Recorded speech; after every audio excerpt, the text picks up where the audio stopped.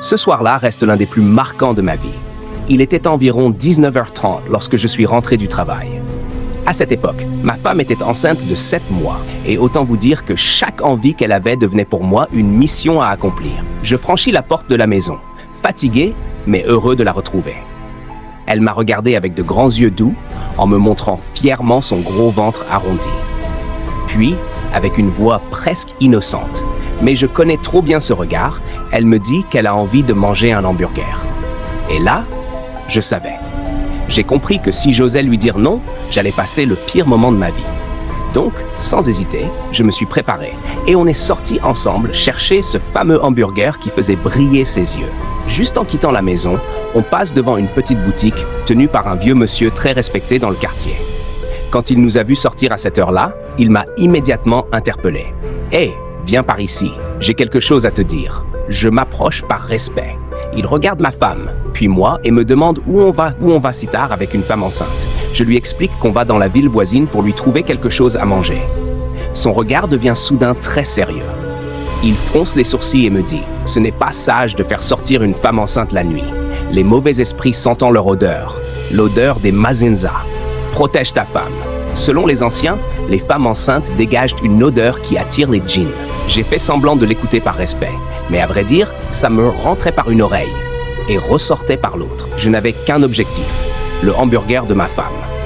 Je me disais que le monsieur exagérait et que la seule colère que je voulais éviter, c'était celle de ma femme enceinte. Nous reprenons notre route après ces avertissements, que je n'ai pas vraiment pris au sérieux. Après quelques minutes de marche, 2 chemins s'offrent à nous. À gauche, la route normale, éclairée, qui mène au taxi. À droite, un raccourci par une carrière sombre, sans éclairage, réputée pour les djinns, les voleurs et toutes sortes d'histoires qu'on raconte depuis des générations. Vous imaginez très bien lequel on a choisi. Sans ce choix, il n'y aurait pas d'histoire aujourd'hui. On s'engage donc dans le chemin de droite. Il faisait noir. Le genre de noir où tu ne vois même pas la main que tu as devant ton visage. On avait à peine parcouru 200 mètres que j'ai vu, de l'autre côté de la route, une silhouette. Un homme ou une forme humaine, portant ce qui semblait être un t-shirt marron ou noir. Je prends discrètement la main de ma femme. La place du côté le plus sécurisé, loin de la route. Mais ce que je ne savais pas, c'est que l'horreur ne faisait que commencer. La silhouette apparaît, puis disparaît, puis réapparaît. La silhouette s'est mise à marcher vers nous. Ma femme ne l'avait pas encore vue. Je lâche alors sa main pour être libre de mes mouvements si jamais on devait se défendre. Je tourne la tête vers elle une seconde, puis je regarde à nouveau devant nous. La silhouette avait disparu. Elle était maintenant derrière nous. Ma femme l'a vue à son tour. Et là, une sensation de frisson glacé nous a envahis. Nous étions tétanisés. Je tourne la tête à gauche. Elle est là. Je tourne la tête à droite. Elle est là aussi. Devant, derrière, partout. C'était comme si cette chose se déplaçait à une vitesse impossible, ou comme si elle existait à plusieurs endroits en même temps. Les murmures, les incantations et la terreur. Autour de nous, on entendait des chuchotements, comme si la silhouette récitait quelque chose dans une langue inconnue. Sa voix semblait venir de partout à la fois, comme si les ténèbres elles-mêmes nous parlaient. La peur était telle qu'on avait des vertiges.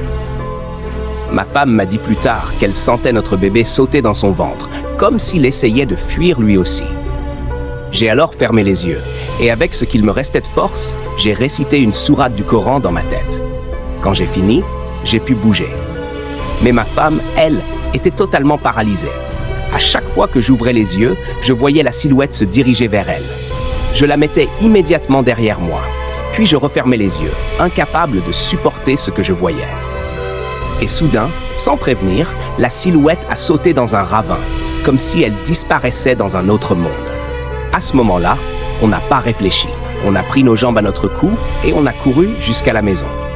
En arrivant devant chez nous, ma belle-mère et plusieurs voisines étaient assises en train de discuter. Ma femme s'est jetée dans leurs bras, en pleurs, traumatisée. Moi, je tentais de comprendre ce qui venait de se passer, quand soudain, un homme sort du même chemin ténébreux.